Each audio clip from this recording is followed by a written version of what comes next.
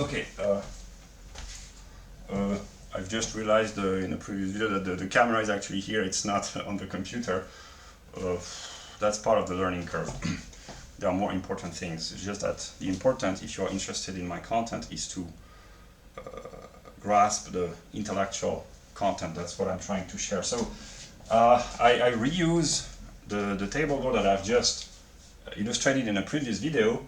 Bestimmtheit, Bestimmungen, allgemeine, besondere, einzelne, UPS in English, A, B, E in German, but UPS, it sounds good. I hope that it doesn't mean some sort of weird thing in English, like UPS is some sort of a company that sells dubious products, hopefully not.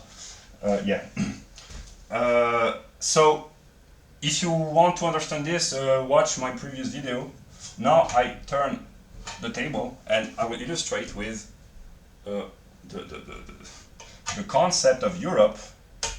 I have checked, hopefully we see everything. So yeah, let us try to answer the question, what is Europe? What is Europe?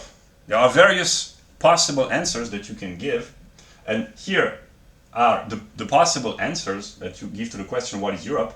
Here is where it would be classified in the Encyclopedia, the Enzyklopädie der Philosophischen Wissenschaften from Hegel. Here would be the Bestimmtheit, the definition, the classification in the general sense. Here I talk in ordinary language. That would be the Bestimmtheit. And here the various Bestimmungen, properties, characteristics, features, etc. Here would be you limit, you particularize, you classify, you give the kind, and in here you give the properties of that which has been classified. I simplify to the utmost. Okay, so the question, what is Europe? One possible answer would be Europe is a continent. The continent Europe, it's a part of Eurasia, the western part of Eurasia. If you say Europe is a continent, you put that into the philosophy of nature. Namely, it's a physical entity, but more accurately, a geological or geographical determination. So Europe would be a continent. It belongs to geology and geography. And if you want to know more precisely, more accurately, then what is Europe? If you say that Europe is a continent, the various Bestimmungen would be, for instance, I have not thought this through, I've just made this in 10 minutes, but the soil, the climate, the landscapes, etc., etc. You would give geological and geographical determinations. You would talk about the rivers of Europe, the forests of Europe, the soil of Europe, how to call this, the geological structure. I don't know how you call this in English. The mountains, etc., etc., the topography, etc. These would be the Bestimmungen, the determinations. Okay.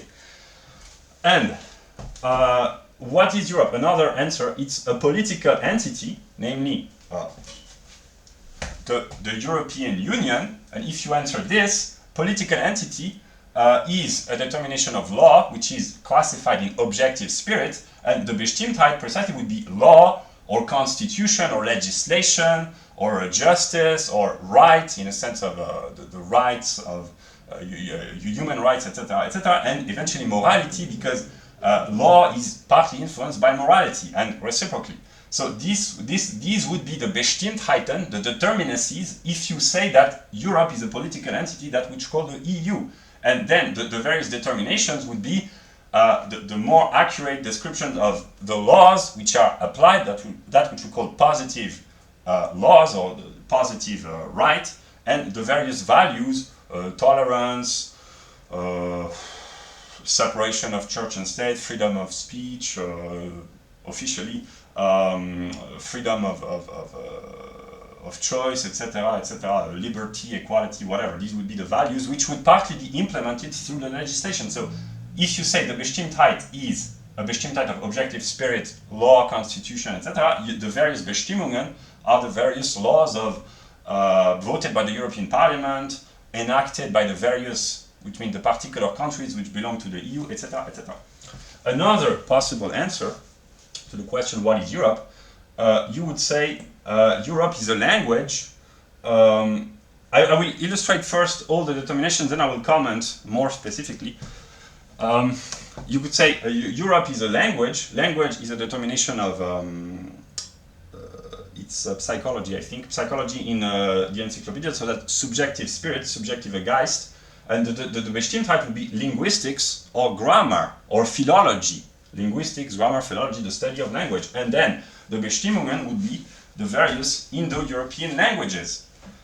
And already, I will comment in more detail, but already you see that if you say Europe is a continent, white Americans are not Europeans. If you say Europe is a language, Indians and Iranians who speak partly Indo-European language, they are Europeans, and Nigerians who speak English, they are also Europeans. So they contradict one another. So that's why it has to move, because there are contradictions. That's very Hegelian.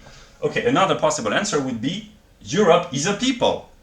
People belongs to subjective Geist, that's die Seele, the soul, that which we call anthropology or racial anthropology or evolutionary biology or whatever. So if you say Europe is a people, the Bestimmtheit is anthropological, and the various Bestimmungen are the characteristics, the features, the properties of what in anthropology is called the European Caucasoid subspecies of mankind or race, that which we call the white race. And if you say Europe means European Caucasoid, then a white Australian is a European. Yeah, even if he never set foot on European soil. Okay. Then, if you answer the question, what is Europe? If you say it is a civilization. Civilization is already vague as a term. That's a mixture of objective spirit, namely law, morality, Sittlichkeit, that which we call ethics, which includes in itself economic systems, sociology, politics, etc., the way of life in a sense. So it's very difficult to classify a civilization because it's very vague.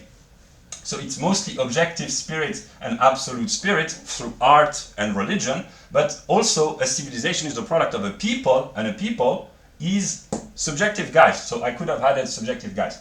But here, the Bestimmtheiten, the determinacy of Europe as a civilization, would be law, Sittlichkeit, religion. Sittlichkeit means ethics, it includes economics, etc. Law, Sittlichkeit, religion, etc. And that is what we call the West. And already there are conflicts here because people say European civilization is not the West, but the West is derived from European civilization. In the West you have Australia, Canada, sometimes even Japan, but mostly Anglo-Saxon populated countries, Australia, New Zealand, etc., etc.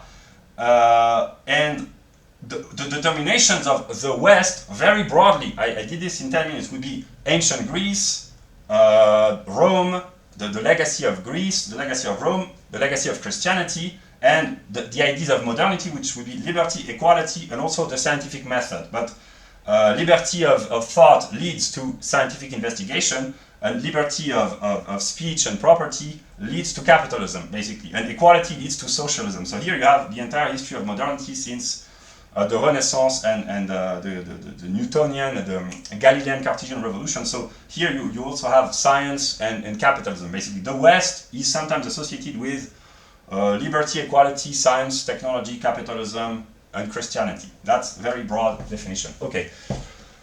Then, do we see? Yeah. Okay. If you say Europe is a culture, it's like civilization, it's very vague. That's why you have to define, to give determinacies and determinations. What is a culture? You have to define, to classify, to determine. Yeah.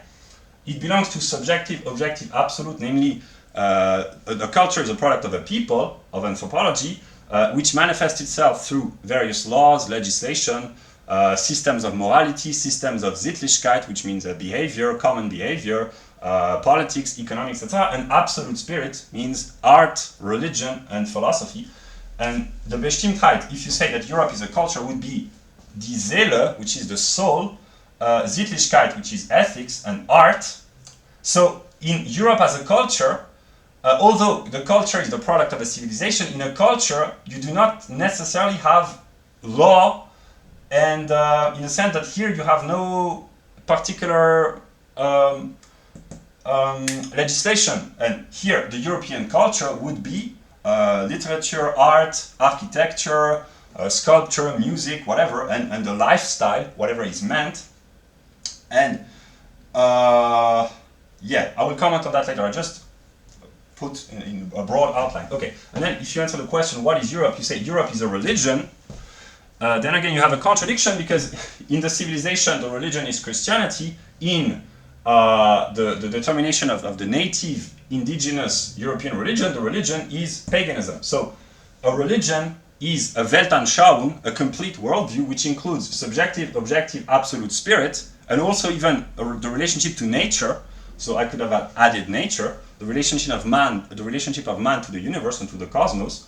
And the Bestimmtheit of religion would be precisely religion and art, because religion manifests itself through works of art, in a sense, a cathedral, a church, a temple, or images, or sacred objects are religious objects. Historically, they were the product, they were tied, the Greek statues, they were not made to be exposed in museums, they were manifestation of the divine. That's what Hegel would say, but he's probably right.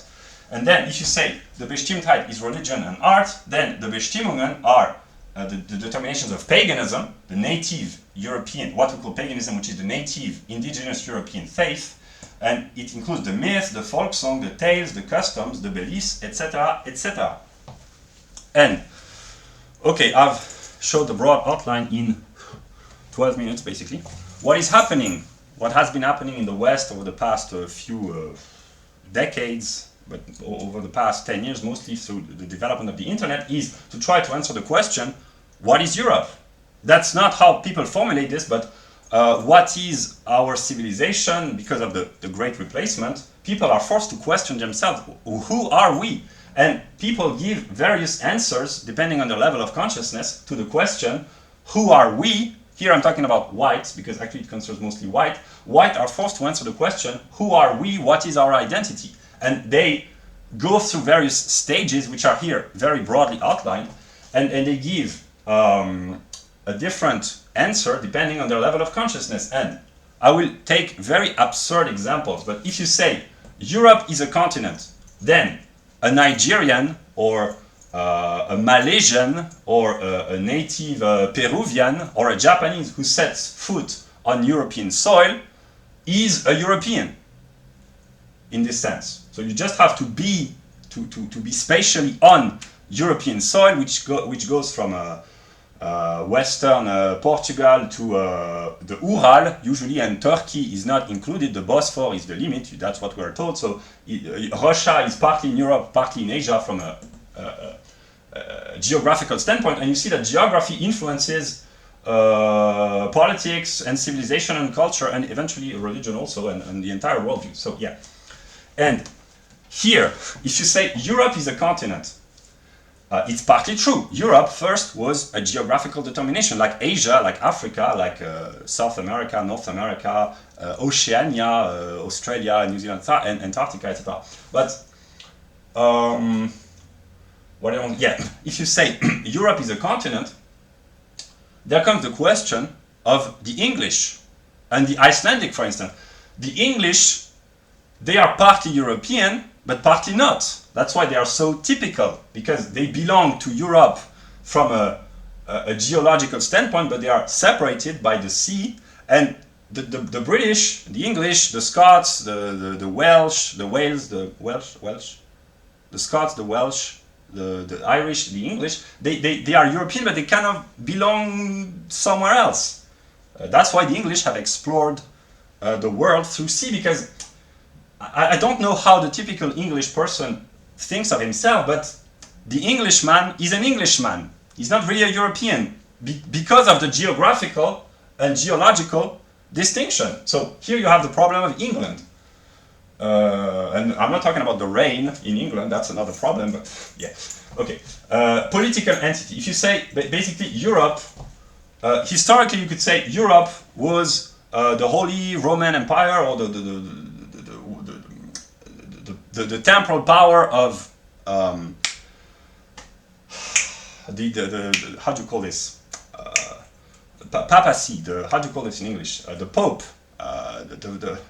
The power of the power of the church. Yeah, historically the political entity was Christian Europe, the unity, although there were constant conflicts, but the entire history of Europe between the 5th century and 1648, one could say, is a struggle between the temporal power and the spiritual power. And so historically Europe has been the power of the Christian church, and now, since the 1950s, it has been the attempt to build the European Union. And if you say Europe is the European Union, then Switzerland is not a European country. In the heart of Europe, you have Switzerland, which does not belong to this entity. So it's kind of stupid to say that. It's not satisfying. And there are territories which belong administratively to France on Southern American continent and even on African continent and towards in the Pacific, who belong administratively to France. And I'm sure that they are their legislation partly depends on the legislation of the European Union, but it would be silly to say that they are Europeans. They are not European from a geographical standpoint, and not from an anthropological standpoint. So to say that Guyane, it is a part of France in Brazil, next to Brazil, that Guyane is a European country, but that Switzerland or Norway are not, that's kind of stupid. It's not satisfying. Okay. Then you say Europe is a language. Then again, you have several problems if you say this, because there are native European languages which are not Indo-European languages. The most famous are Basque, Hungarian, and Finnish, I think. These are the three exceptions. I think broadly, I'm not sure of the statistic, but 99% of native Europeans, in the sense of white people, they speak an Indo-European language, with the few exceptions of, like I said, the Basques, some Finns, and some the Hungarians. So that's a mystery of linguistics. And to say that if you speak an Indo-European language, you are European or you belong to Europe, it would mean that all the Africans of Africa who speak French or English as a native language, or the native Indians of America who speak Spanish as a de facto native language, they are Europeans. That the Indians, because a few millennia ago, or the Afghans or the Iranians or whatever, they are remnants of Indo-European languages in their culture or in their language, that they are European, that's not satisfying. So the determination of language, it's not satisfying. Yeah. Okay, then you say Europe is a people. That's the view of white nationalism, basically, that is becoming conscious of itself for the white nationalist movement. They say, but white and European, precisely, they are not similar. They are distinct from one another. That's what brings forth the process of the rise of consciousness. So if you say Europe is an anthropological determinations, what we call Europeans in anthropological jargon is European Caucasoid, what we call ordinarily the white race. So if you say Europe is a people, it means that white Americans are Europeans, white Canadians are Europeans, white Australians, white South Africans, white New Zealanders, and white Argentinians, Uruguayans, and Chileans, and Colombians, and wherever there are whites. If you say Europe is defined by anthropology, then all whites of the world are Europeans, and you have a problem, because it means that all non-whites who either speak the language, belong to the European Union, or are on European soil, they are not really European. That's what it means. It means that the Jews are not Europeans, the Northern Africans, Asians, Africans, whatever, who live in Europe, they are not European, and that poses the problem of racism. That's how racism emerges. And the idea of radical white nationalists is that Europe should be white. And those who believe that America should be white because historically it has been populated by whites, etc., etc. So that's the anthropological view. Okay, then you have the view of Europe as a civilization, and then there are conflicts because there are various civilizations in Europe. There is Greek civilization, Hellenistic civilization, Roman civilization, and they all intermingled with one another historically. And then there is Christian civilization of the Middle Ages, and then there is Western civilization, which emerges only, that's a Hegelian process. Christian civilization of the Middle Ages exists because its negative relationship with Islam.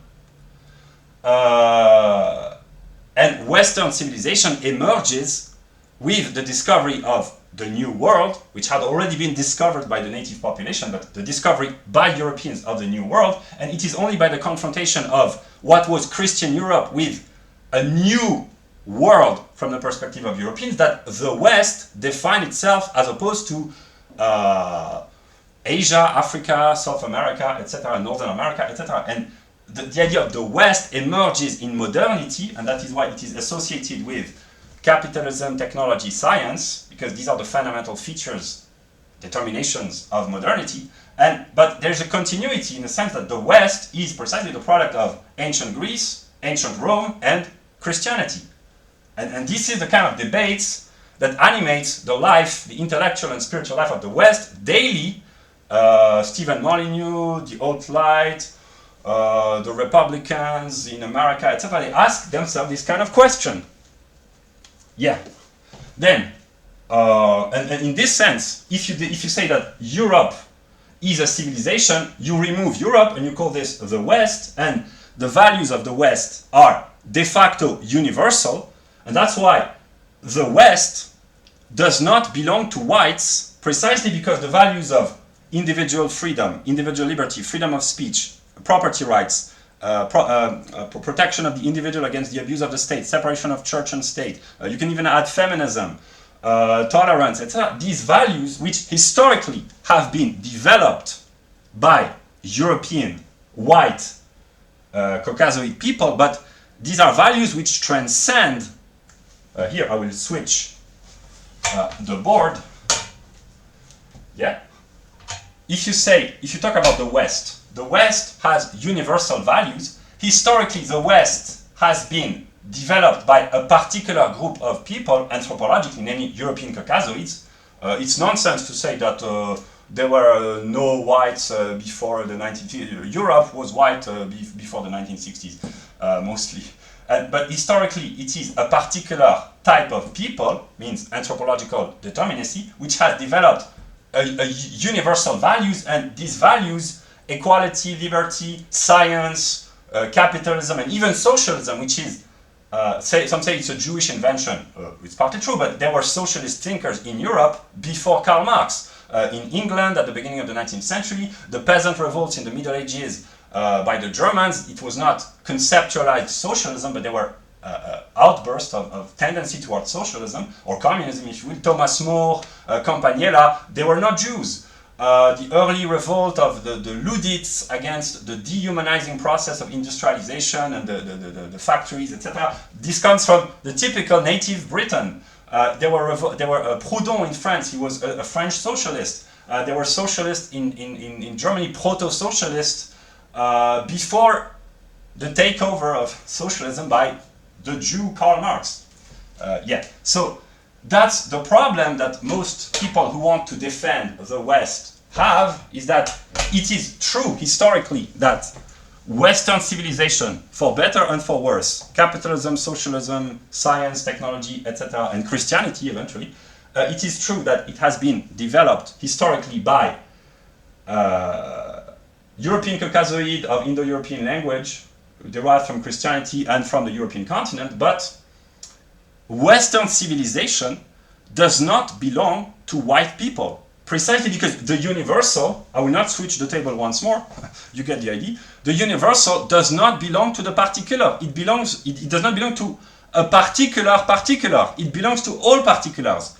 Today, any thinking human on the planet can make science, study astronomy, study biology, study the laws of economics. Historically, the study of astronomy in a rigorous hypothesis, observation, experiment, etc., has been developed by Galileo, Newton, Descartes, etc., but that's just historical. Now, science belongs to everyone. Those who are interested in science, as we understand this, anyone, whatever his nationality, origin, religion, can do science.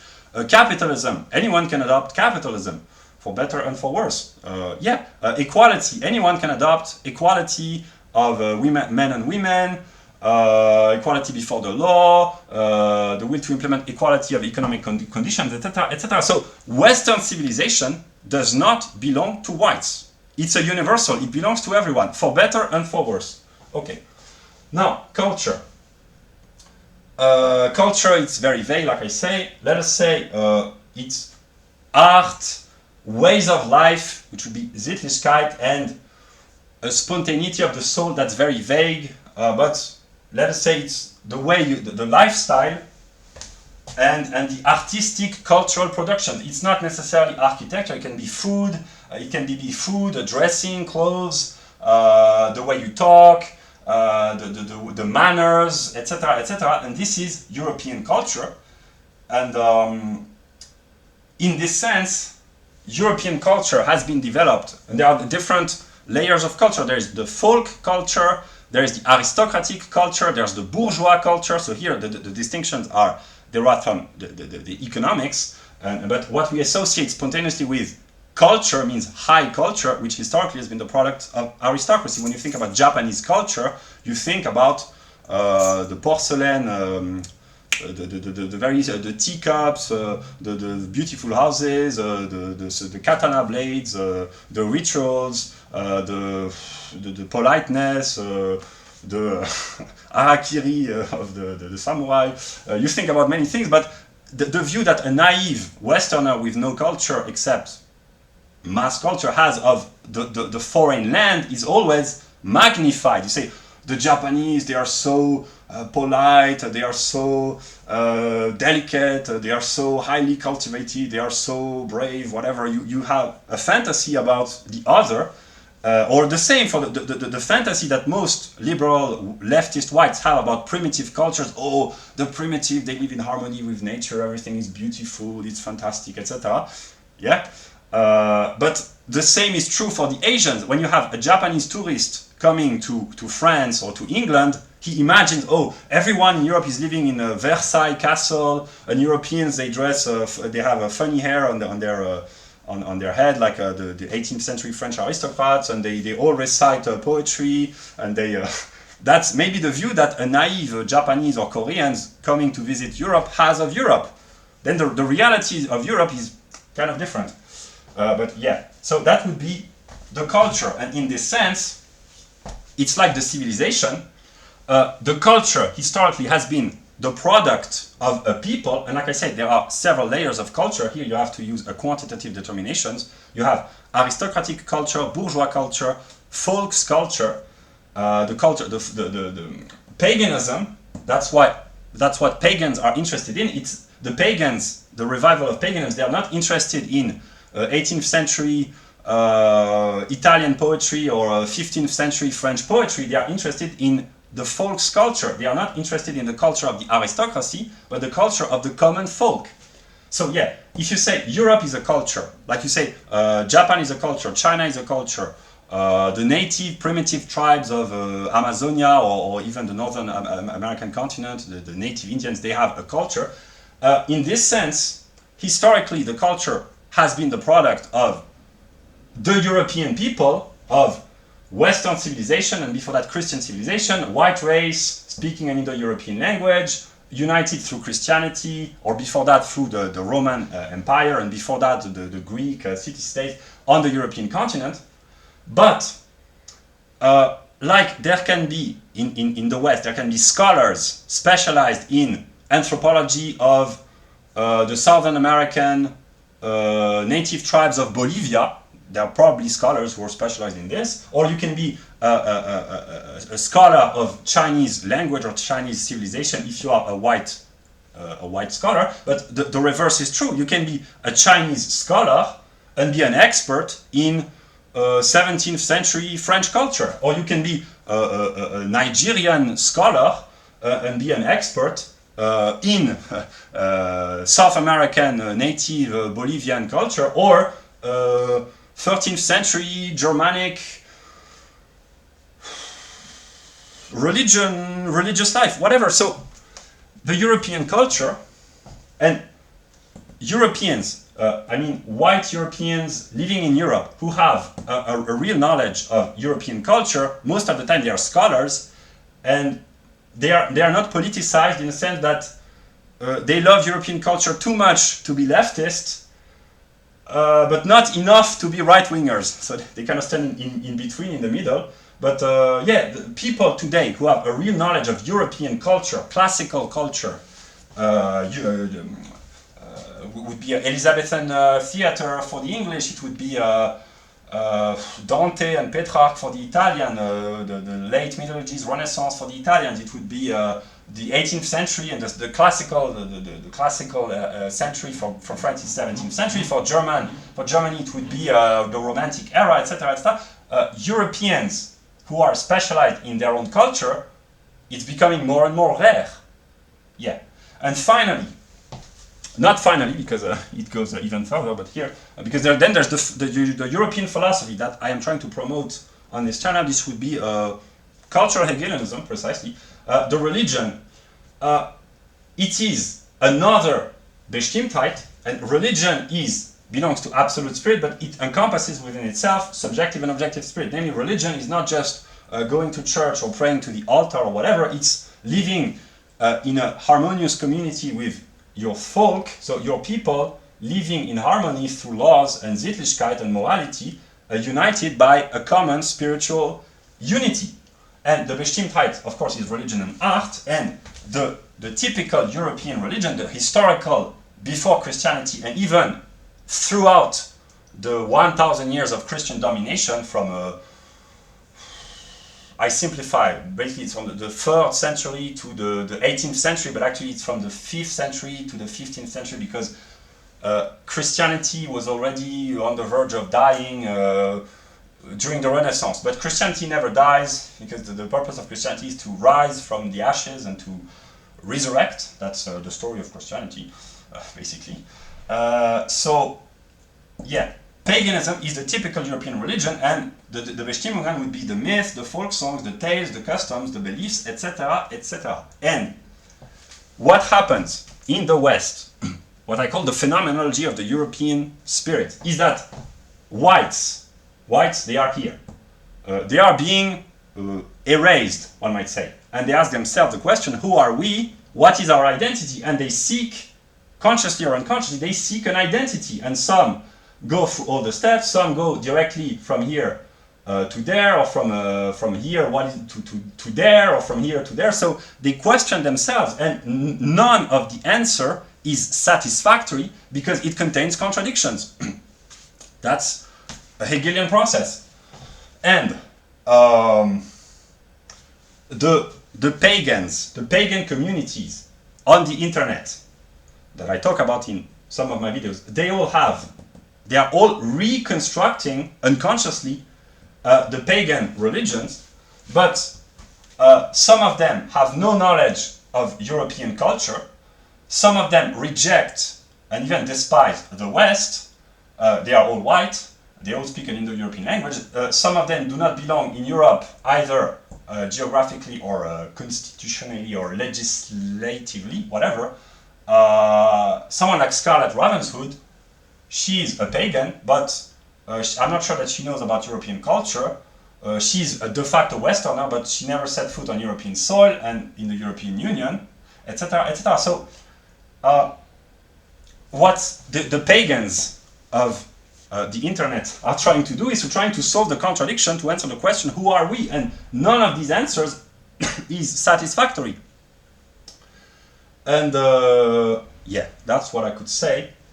And the question is, what is the typical white identity? Anyone can be a European under the determinacy, the Bestimmtheit of continent. Anyone can be a European here. Anyone can be a European here.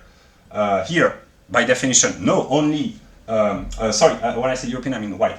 Any person can be European on these determinations. Here, in order to belong to this determinacy, you have to be white biologically.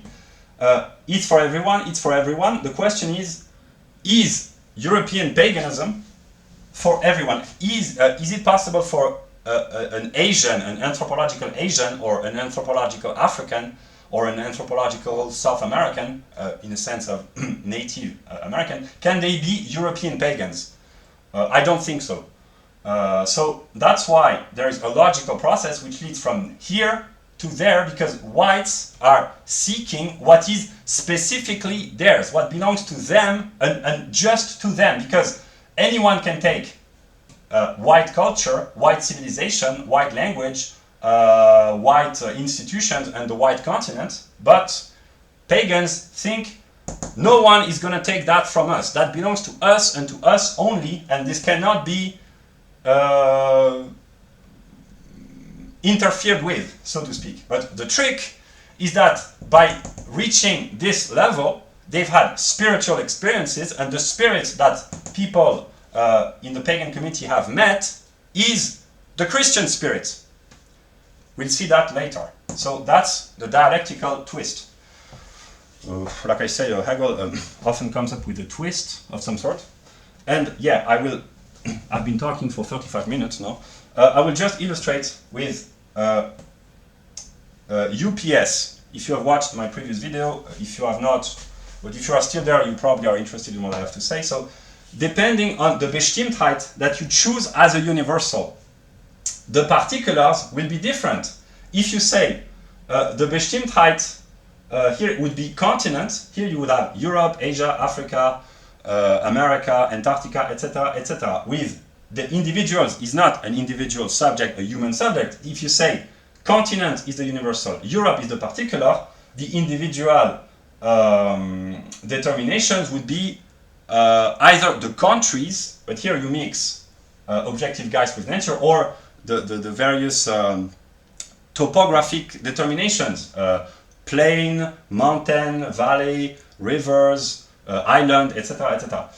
If you say the universal is the European Union, in the particulars you have all the members of the European Unions, and then the individuals could be the particular laws of each particular member of the European Union.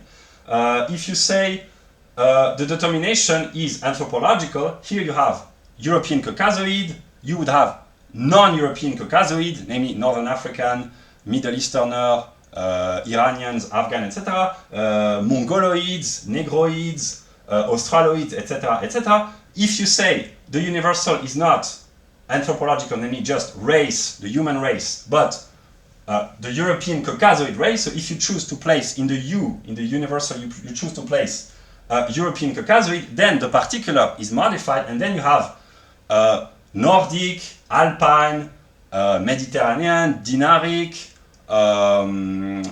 Balt. It depends on the anthropological classification, but I will not draw you. You get not the idea, but you get the view. If you say the universal is civilization, then you have Western civilization, Islamic civilization, Chinese civilization. Then the question is there an Asian civilization? Probably no. Chinese civilization is a civilization of its own, and Japanese civilization also. And if you say the U is not civilization, but European civilization or the West, you can say that the particularity of each Western countries are specific. Precisely, you have a Western brand of not a Western. You have an English brand of Western civilization, a French brand of. If I wanted to make a joke, I would say the English brand of Western civilization would be brandy. Okay, that's not funny. So Western civilization, you have the English West, the French West, the German West, and each, the Netherlands, etc. Each, and of course America, Canada, Australia, etc., etc. Precisely because Canadians, white Americans, they do not belong here or there, but they belong here and here. And the United States is a particular occurrence, a Besonderung, a particularization of Western civilization. And and then if you say, I just illustrate again, if you say the universal is Western civilization, let us take a particular. Here you have the United States, Canada, England. The singular you can choose any, for any singular, you can choose another Bestimmtheit. You can say the particular legislative aspect of England, the particular moral aspect of England, the particular religious aspect of England. So you say Western civilization is Greece, Rome, Christianity, liberty, equality, science, capitalism, etc. So you have Western civilization, US, Canada, England, and then all the others. But let us say here the singular could be capitalism, which is an economic determination. Capitalism in England is a Western, because the singular is under the particular, which is under the universal. So there is English capitalism, Canadian capitalism, American capitalism. If you say Christianity, you have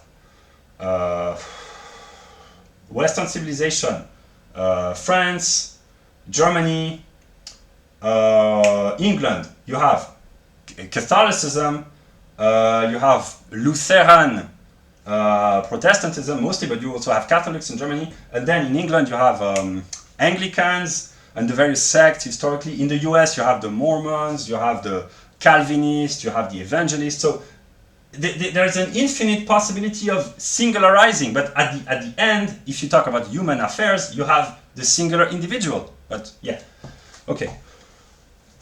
I just continue. Okay, if you say called European culture, so the universal, arbitrarily you say the universal is European culture.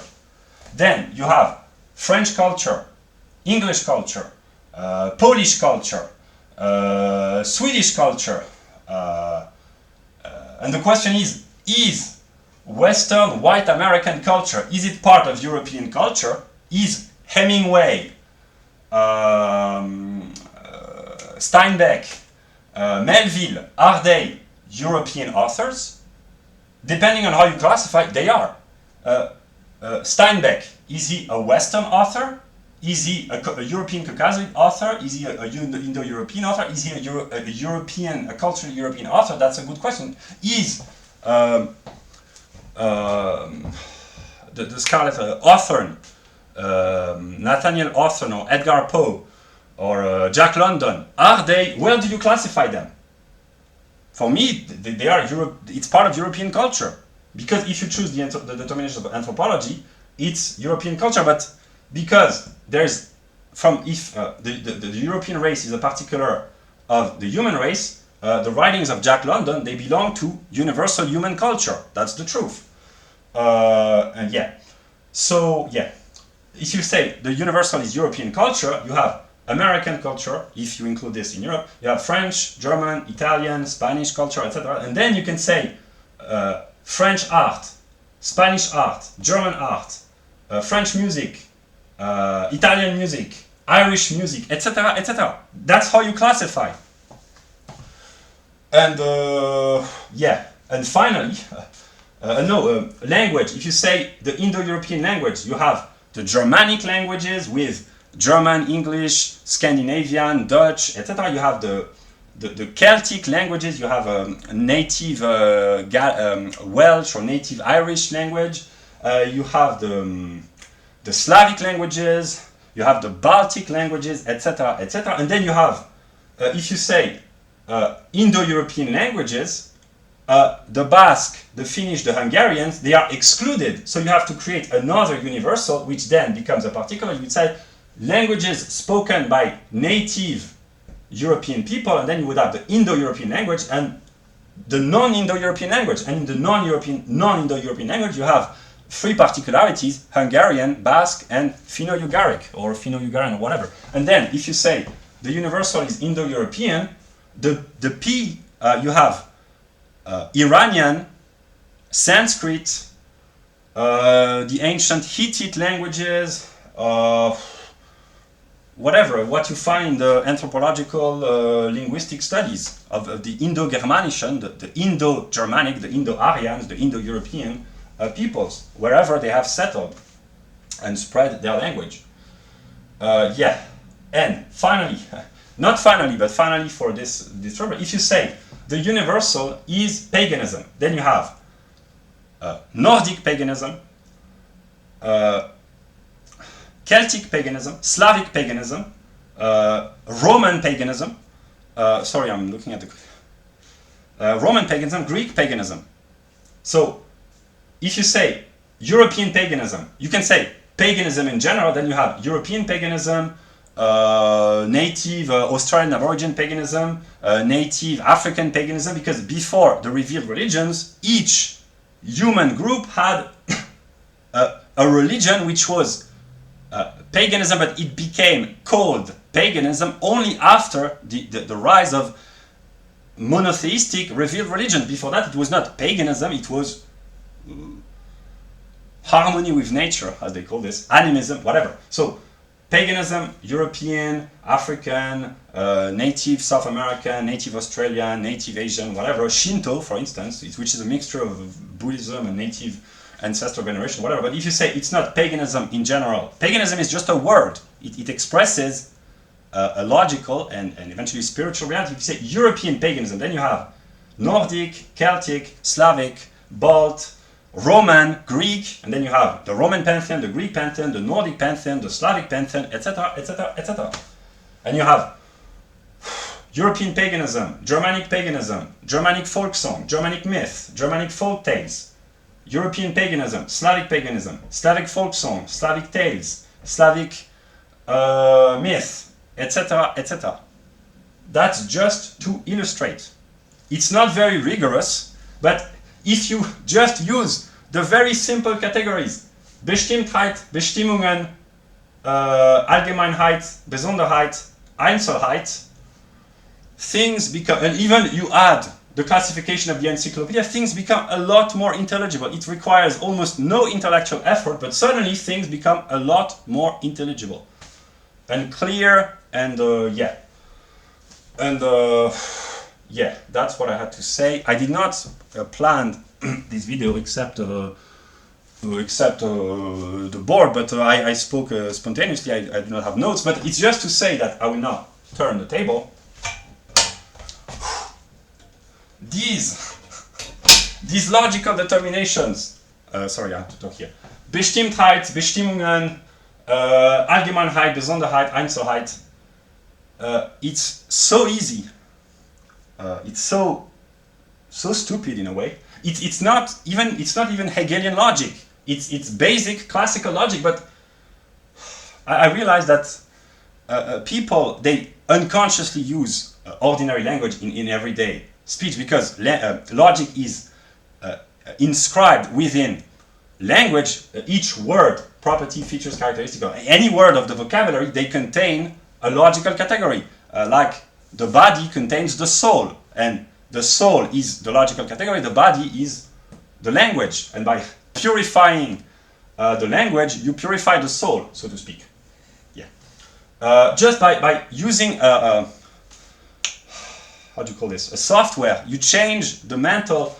It's nothing difficult. It's basic. It's very simple. But if you use UPS, Bestimmtheit, Bestimmungen, you can call this any. I prefer when it sounds German, because Deutsche Qualität, one might say. I might regret having said that one day, but at this point, you know. So yeah, just by using very simple thought determinations, categories, you can clarify and simplify and make intelligible an enormous amount of cultural, political, spiritual phenomena. Yeah, that's what I wanted to say